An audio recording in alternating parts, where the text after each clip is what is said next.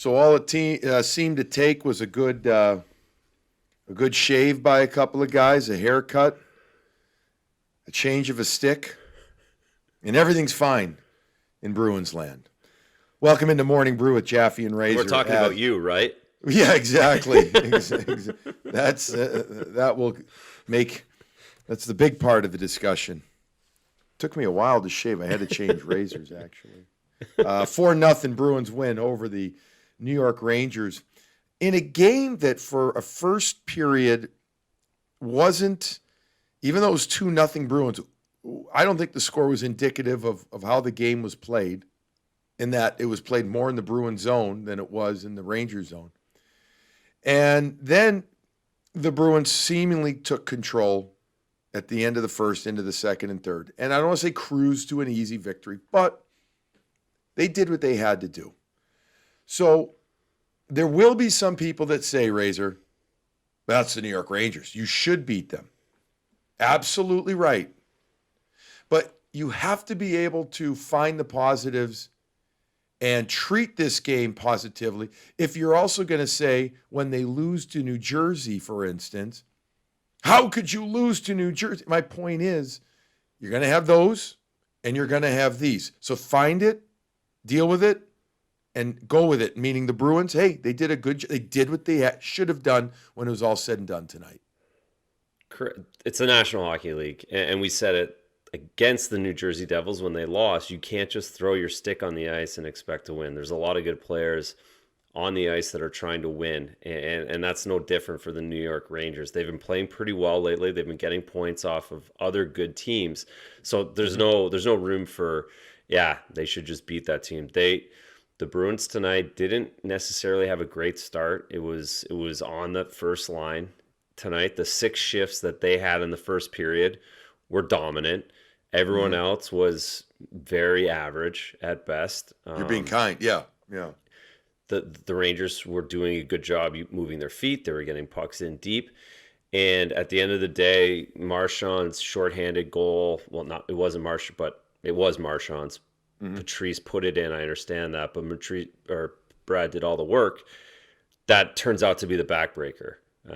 Might not have felt that way at the time. It was still only 2-0, a lot of hockey left, but the way the Bruins had their chest out when they came out in the second period, the way the Rangers were a little deflated, and once it goes 3-0, the Bruins have been so good defensively, which has gotten violently overlooked because of the secondary scoring issue, that there was no way this team was coming back from a 3-0 deficit. Well, it gets overlooked because we're in a win-based league or a win-based business. And so it becomes so stark that they can't score besides the top line that it just starts making people crazy. You can handle it for a game. You'll deal with it for 2. You'll kind of barely tolerate it for 3. But, geez, once you get past the third game, for Christ's sake, score. Somebody. Yeah. It's no fun, too, right? Not as much No. So the Bruins score goals early and then late. Pastrnak scores for the second time from distance. This one was not 63, 64 feet. This was, what do we call it, 53 feet they measured it at. A really good play by Marchand with puck retrieval, working along the right wing half wall. He goes in between the skates and the stick of the defender to keep the puck moving, not to get bottled up, meaning he basically uses the guy as just an obstacle and puts into a place. Marchand does stick handling it, that he can get it back coming up through the circle on the offensive right wing side for the Bruins. And then he moves it back to Pastrnak, who had moved himself to the middle of the ice, but kept his feet moving. So as soon as the puck got to him, he stopped his backward momentum and used all of it force to go into the puck. He had loaded already on back foot, came into it, and he hammered the shot. A one-timer again. Good screen in front from Bergeron. But the goaltender, Georgiev, almost a sign of things to come for him. While there was traffic, I get it. Goalies will look at that, right, and say, how could I have stopped that one? That's right. So exactly, there you talked about Patrice doing a good job in front. He solidified, he posted up, he got to the ice before the Rangers defenseman did. So you can't move guys the same way in front of the net. The Mm-hmm. typically now you have to beat the guy to the front of the net and keep him out, because once he gets position, you can't move him with a cross check or a trip or how it is in the old days. So Patrice did a good job with that. However, it's expected now in the NHL for goaltenders to be able to see past a one layer screen.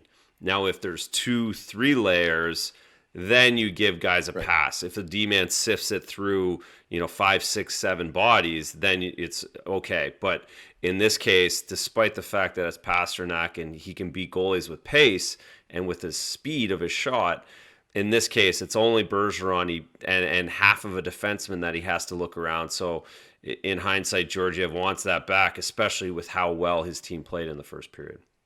And I talked with you during the intermission about how David Pastrnak. I saw an old interview I'd done with him about 2 years ago about his one-timer, and how he had. It reminded me about the story he told me about how ball hockey in the Czech Republic is a professional sport. I don't know what kind of living they make, but he made it. I remember him telling me the guys make a living at it, and that with the orange ball bouncing around, that he practiced. He says there's a lot of one-timers in that game, Yeah. and by practicing it there, and also not only does it practice your timing and the ball's bouncing more too, hand-eye coordination, but it also got him to where his stick wasn't fully on the ice. So he's got a toe curve, and then he keeps his stick kind of off the ice in the back. It does create movement of the puck when it comes off his shot, off his contact. Can you think of a player that had a lot of movement on their one-timer that you played against? I think people think that the slap shot on a one-timer just comes at you blistering, and sometimes it does. But sometimes there is also slight movement to a shot when it comes off your stick. That's how good these guys are upon their release. Yeah, Ovechkin right off the bat. Mhm. Ovi. There was I think Sheldon Surrey had a cannon and they loaded Yeah. him up. He would kill Zdeno, you, though. Yeah. yeah, Zdeno same way. Those two guys it was just power.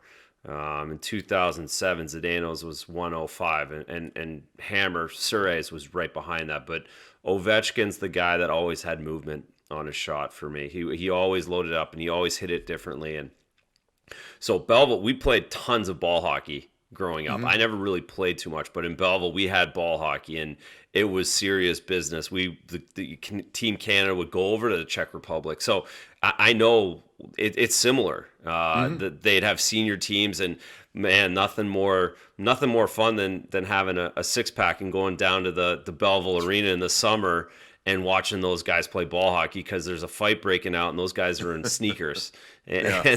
and the slashing and the hacking, and watching my buddies get in the mix. But and that ball moves. And to your point, the way they hit it, you can't hit the cement. It's Right. not like ice where there's too much friction, so you have to hit the ball perfectly. And it's really interesting that I hadn't heard that until you said it tonight, that's how David learned to hit the ball. And it makes complete sense that you have to pick it perfect. You have to hit that puck rather than a Zdeno or a Sheldon Surrey can hit the ice, but their power is going to go right through. Right. He picks it, and that makes a big difference, and that's why he fools goalies, because of that split millisecond that you can't read the release. And it also creates with the toe curve a dynamic of force coming off the puck, coming off the toe curve, and it zips it instead of hammers it. It zips it, and it Yeah. causes. And it also allows you to get the puck up quicker on in tight snapshot. But Yeah, so we just quickly, just one more mhm, mention on that. You talk about guys who have heavy shots and guys who have quick shots.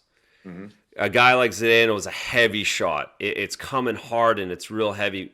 David's more of a fast shot, a quick shot, where when it comes off his stick, it's a rocket. It might not hurt a goalie, it might not break his collarbone, but it is beating you to whatever place he wants to beat it, a goalie to, in the net. Yeah.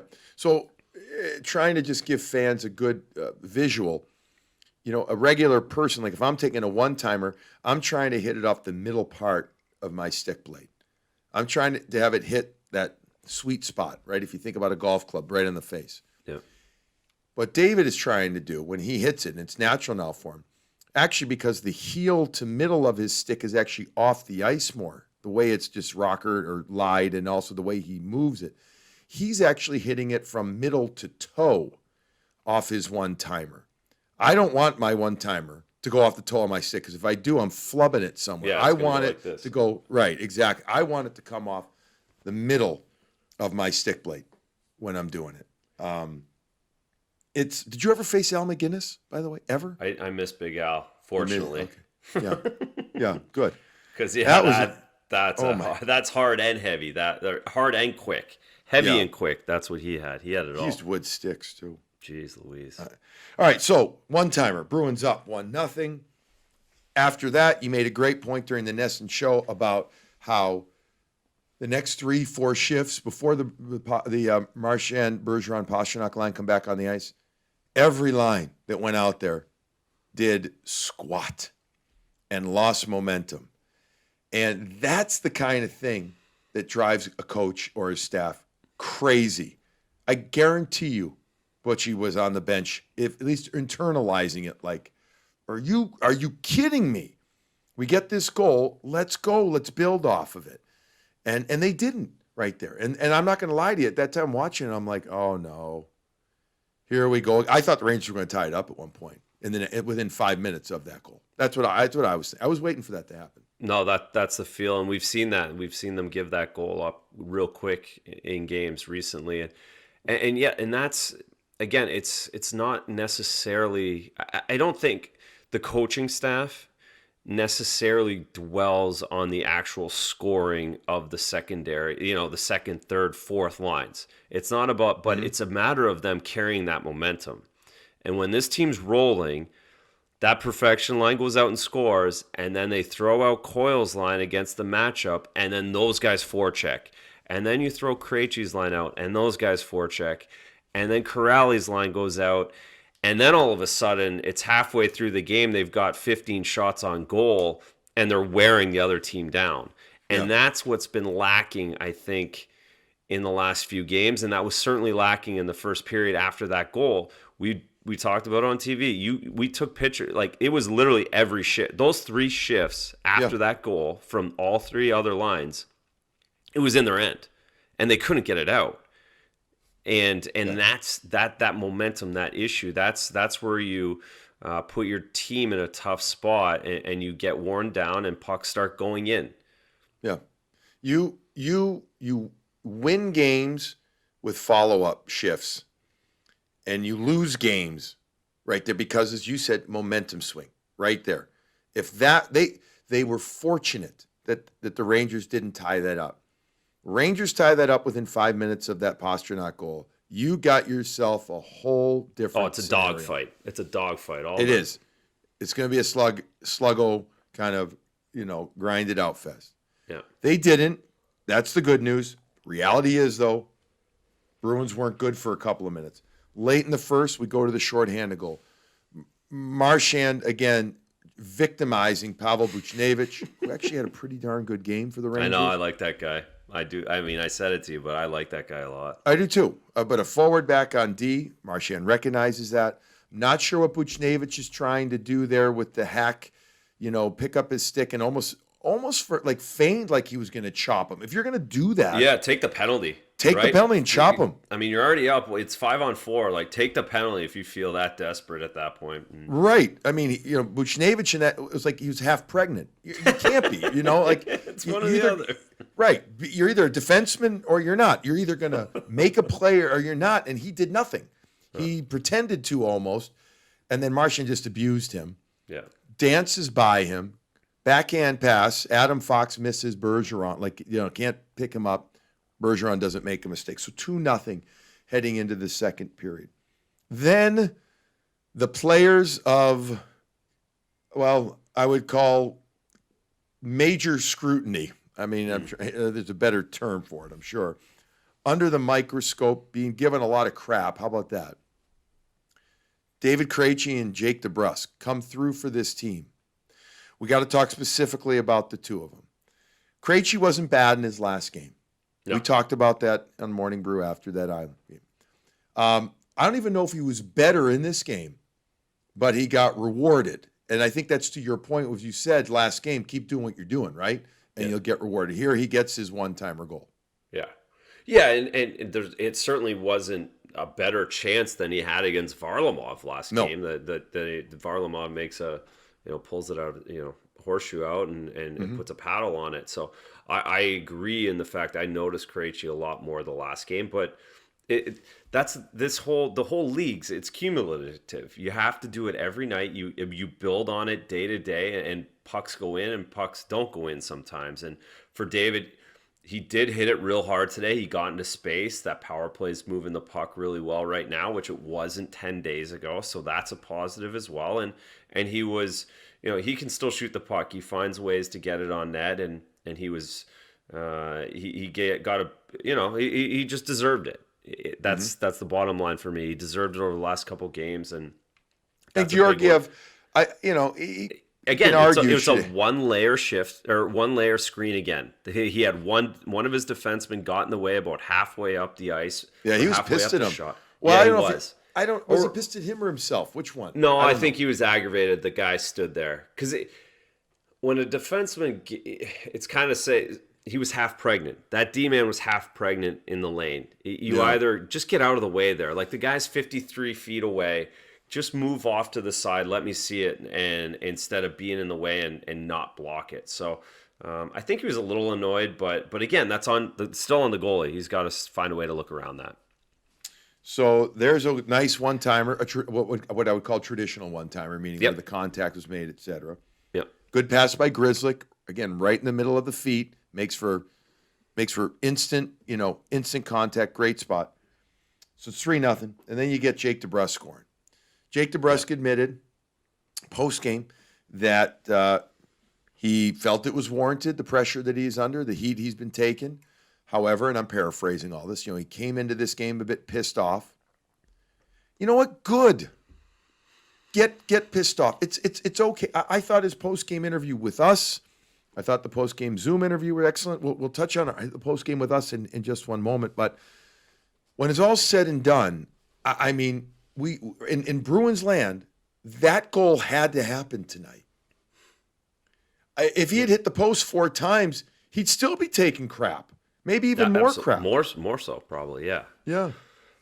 Yes, exactly. And not to mention a great pass from Krecji, too. And that's what, at least, and Kreții brings that. He just does. And that's why he hasn't got the same scrutiny that Jake has because of his ability to make those plays. People love giving him it because he makes 7.25. I know. Yeah, they're always going to. And that's never going to change. Does that ever bother the players?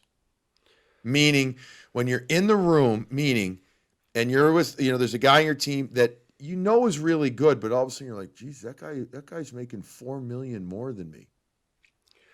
Does that ever bother them?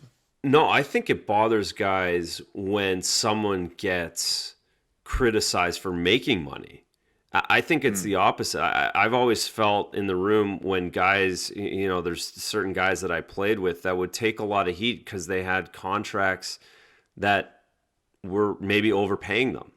And my good buddy always said, there's no bad players in the NHL, just bad contracts. Right. That's how the NHL works. Right. You get based off of that.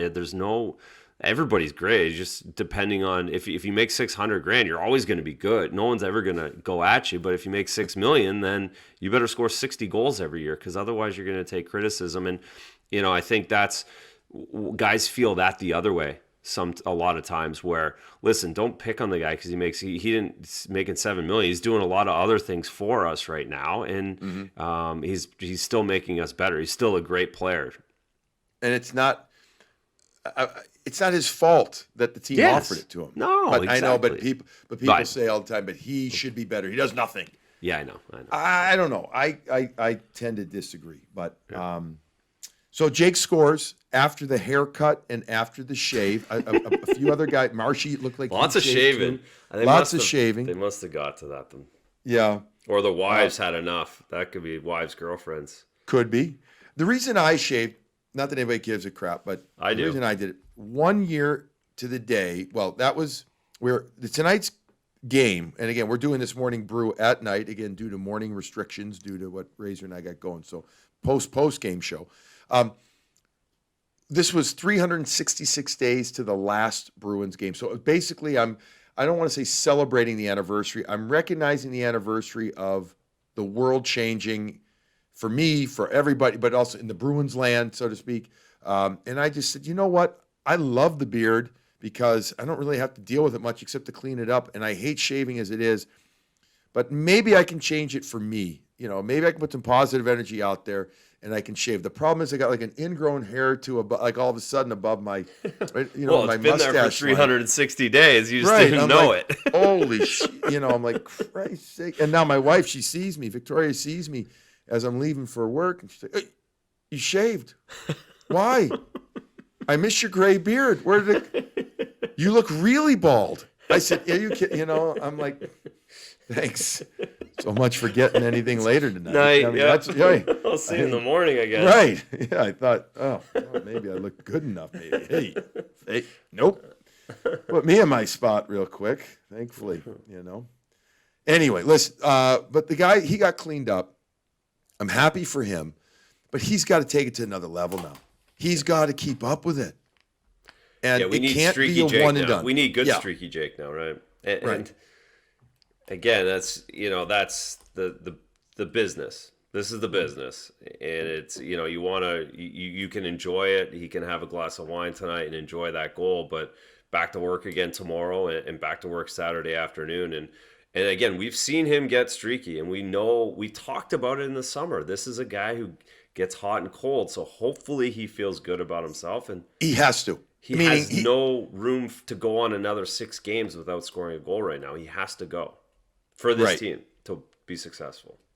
Before we run through just a few players here and then we wrap up this morning, Brew, I want to touch quickly on his post-game comments that we ran. So if you didn't catch him on Nesson, a really good interview where, again, I'm paraphrasing, where Jake talked about the pressure of going through this time in the sense that it's the COVID reality of nothing to do except after practice, go back to the home, to his apartment, kind of just hang out in that area. You can't go hang with your buddies. You can't go, to a restaurant. You can't go get a beer. A lot of people out there listening, sometimes we all need that moment where like, I'm going to go out down the street and have a beer, hang out with I'm going to go play whatever. I'm going to go do this. He's admitting that he's human. And I thought it was very well stated. And you could feel him feeling it. At least I did during that interview, that post-game interview. And so we forget at times that these guys are human. That's what it comes down to as well, in my opinion. You're right, and I thought about it on the way home as well. Is the other thing that comes up with that is right now all of his friends and family are at home watching all the time. They're not going out living their lives. They're not going out on dates, and they're not doing other things. They're probably watching Jake every night. So they know he's struggling. And as a player, you feel that as well. You feel the pressure to do well for your friends because when they're in Edmonton and they're talking to their other buddy, they're going to work and they're saying, "Hey, what's wrong with your buddy Jake? Like, why is it?" And they start. There's a big trickle down effect that can happen with these guys, and his mom and dad. His mom goes to the bank. Hey, Jake's struggling. When you're from Canada, you have to. Your family deals with that, and you can feel that pressure. And I was thinking about that. At least my friends and family had other stuff going on when I was struggling, and they still felt it, but not everyone was paying attention. But right now they are, and that can add more stress and make that snowball that's going down the hill a little bit bigger. So think about it. Jake acknowledged it, and in the post game he did. He was great, but just think about it. Even in your everyday life, you and me as a you're a former pro, but now you're not a pro. Now you're in your everyday life. Yeah. But you're meaning, and when you have those days or whatever, and you say, let's go out. You say to Aaron or you say to your buddy, let's go have a beer after hockey. Let's go do, and it's not to actually address anything in particular. It's just to do something different. Mm-hmm. It's to go out and to go out with some of the guys on the team or buddies outside of hockey that he may have, to go to a lunch one day, to go to the bar on an off day at 4 o'clock and sit outside. You know what I mean? Like this would have been the perfect day if he didn't have a game for something like that. Can't do it. We all do that, or at least we used to be able to do that. And he was admitting it, and I thought it was wonderful. I really did, because it humanizes him, and it makes us all remember they are people too. We want him to succeed. We want him to do great. It's important to us. It's just freaking hockey, though. And we're in a goddamn pandemic right now. So I think everybody has to realize that all of us at times have struggled with it. So anyways, good for him. Get the goal. Now build on it. Yeah. That's all that being said, now go get 15 or 16 more of those. Enough. Right. Let me ask, I'll throw out a few names of players. You'll give me a quick opinion, and then we'll wrap it up here. Zach Senyshyn comes up from Providence. Jay Leach, very happy with how he's been playing down there. Feels that he's a bit of a different player. Feels that he has a lot of pressure on it, or there's been a lot of focus on him too, being that other third, a third of the first round picks not playing and wanting to prove people wrong. How'd you think he did in his first game up? He did really well. He moved his feet. He skated well. The fourth line had 3 2-on-1s in the second period off of turnovers they created, off of good defensive zone that they created. So I think it's a very good start. It felt like that line had a little bit more energy, a little bit more jump. In the first period, he skated out an icing that he got negated and was able to hold on to the puck. So good start for him, I think. 3 shots. Yeah. So and he was in the mix the whole time. Again, it made a really nice play over to Corrali on that 1 2-on-1. So could have got a point there. Good start. It feels like he's going to be back in the lineup again. And more depth. We're going to see how much this is necessary with all the games coming up. And what about Sean Corrali? In this game, he played 15 minutes, 2 shots. He was only 2 for 5 in the faceoff circle. He took him on his left side, whereas Studnicka took him on the right. What did you think of Corrali's game? Okay.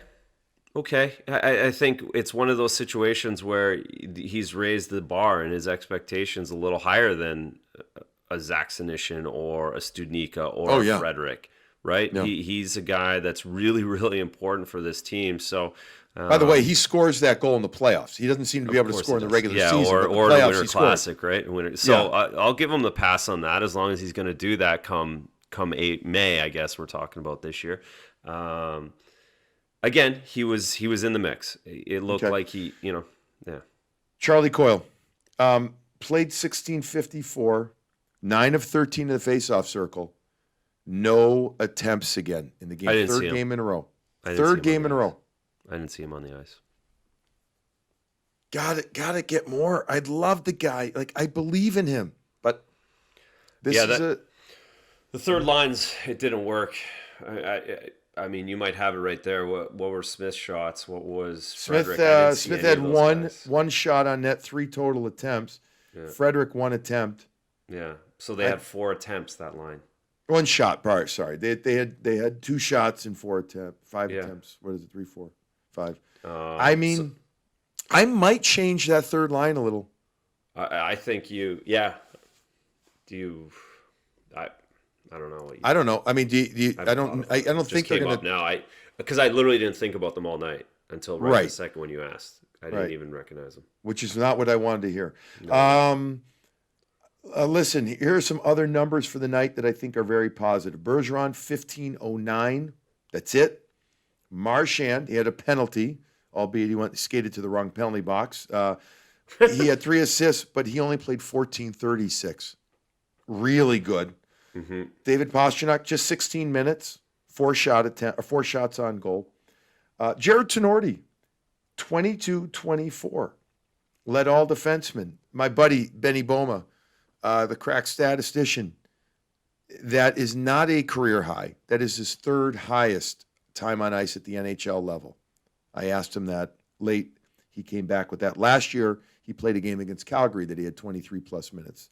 So Tenorti with a nice effort. And I like this. Listen, I don't know how long they're going to ride this big wave with him for, but keep getting him out there. Build his confidence up. See what you can get out of him. Max it out. I mean, go back. Like, this defense is very good. They're not giving up anything. The team 6 games in a row of 1 or less. Right. 1 or less. Yeah. This is that's not. I mean, it's really really impressive. How Never, good yeah, this is. never in franchise history of the Bruins. Actually, there's one time. A 7-game stretch of 1 goal or less allowed. 1929. That was it. Yeah, they're using the puck was cow shit back then. Yeah. Literally, Yes. it Yes. doesn't count. So this is impressive. Good stuff. Halak, very good. You liked his game, right? They were shooting high early and shooting a lot early. Part of the Ranger makeup, right? Mm-hmm. No, he did a very good job in the first period, and I just love his bounce back after having one bad game.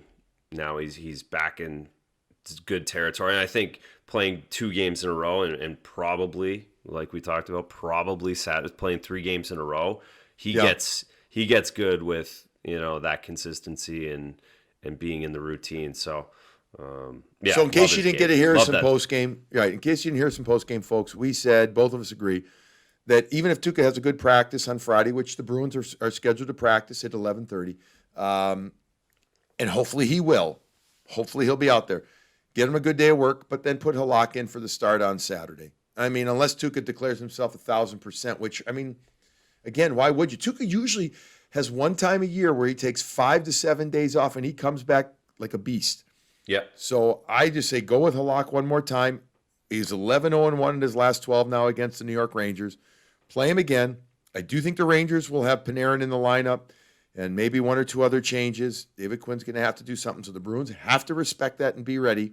But I like their chances with Halak in there. And then you can focus on Tuukka Monday and or Tuesday against the Pittsburgh Penguins. All right. Anything else that we missed that you wanted to touch on before we shut Just this a one big down? 2 points. That was a good Bruins 2 points back. They got a home stand here. They got a lot of home games. Yeah. They need to kind of make hay here the next 3 weeks and get themselves back into a position of comfort. And tonight was a perfect start to that. It really was. It was a good game and what we expect to see out of those guys. All right. Well, let's hope so. Let's hope that this was everything that we think it is, and sure as heck hope that it is. The Boston Bruins win 4-0. Jaro Halak's 52nd career shutout. I'd like to say he's the greatest Slovakian goaltender of all time, but you know what? I don't have those actual facts in front of me, meaning I'm sure there was somebody else who's been a great Slovakian goaltender, but I think I think there's a good chance we could say it. But Yes. Bruins win, and that wraps it up. Remember, we will be back after Saturday's game. Bruins play Saturday at 1 o'clock against the same New York Rangers at TD Garden. For now, we'll talk to you later, and as always, enjoy that coffee.